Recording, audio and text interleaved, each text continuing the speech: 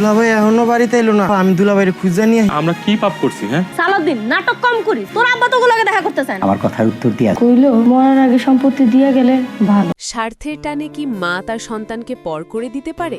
মৃত্যু পথযাত্রী বাবার পাশে সন্তানদের দাঁড়াতে না দিয়ে সম্পত্তির লোভে কতটা নিচে নামতে পারেন জাবেদা?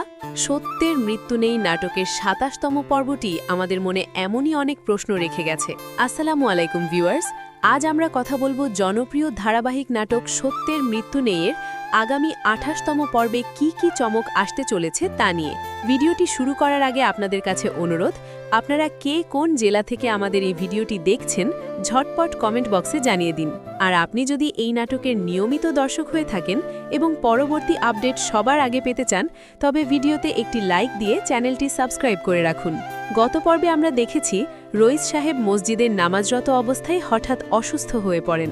বাড়ির ছোট মেয়ে মিম তার বড় ভাই সালাউদ্দিন এবং আমেনা আপাকে খবর দিতে চাইলে জাবেদা কৌশলে মিমকে ঘরে বন্দি করে তার ফোল কেড়ে নেয়। এমনকি রইস সাহেব যখন তার সন্তানদের দেখতে চান, জাবেদার ডাহা মিথ্যা কথা বলে তাদের বিষিয়ে তোলে। সে বলে যে তারা নাকি আসতে অস্বীকার করেছে। এই মিথ্যাচারের পর জাবেদা এখন নতুন এক পরিকল্পনা ফেঁদেছে, সম্পত্তি নিজের নামে লিখিয়ে নেওয়ার। আগামী ২৮তম পর্বে আমরা দেখতে পাব বেশ কিছু রুদ্ধশ্বাস নাটকীয়তা। প্রথমত, মিম যেহেতু মঈনের কাছে জাবেদার সব সত্য ফাঁস করে দিয়েছে, তাই মঈন হয়তো এবার চুপ থাকবে না। সে তার আম্মার এই অন্যায়ের প্রতিবাদ করবে এবং সালাউদ্দিন ভাই ও আমেনা আপাকে বাড়ি ফিরিয়ে আনার চেষ্টা করবে। অন্যদিকে আমেনা এবং সালাউদ্দিন বাড়ির গেটে অপেক্ষা করলেও জাবেদা তাদের ভেতরে ঢুকতে বাধা দেবে।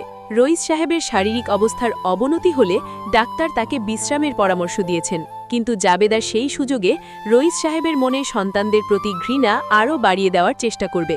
সবচেয়ে বড় চমক হতে পারে সম্পত্তির দলিল নিয়ে। জাবেদা চাইবে রইস সাহেব অসুস্থ থাকাকালীন সব সম্পত্তি তার নামে লিখিয়ে দিতে, কিন্তু রইস সাহেব কি সত্যিই তার সন্তানদের ওপর বিশ্বাস হারিয়ে জাবেদার কথায় রাজি হবেন, নাকি শেষ মুহূর্তে সালাউদ্দিন আর আমেনা বাড়িতে ঢুকে পড়ে জাবেদার সব পর্দা ফাঁস করে দেবে?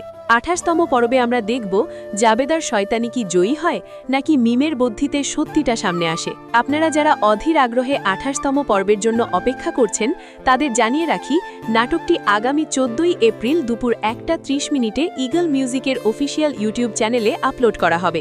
নাটকের কাহিনী এখন এমন এক মোড়ে দাঁড়িয়ে যেখানে প্রতিটি মুহূর্ত খুবই গুরুত্বপূর্ণ।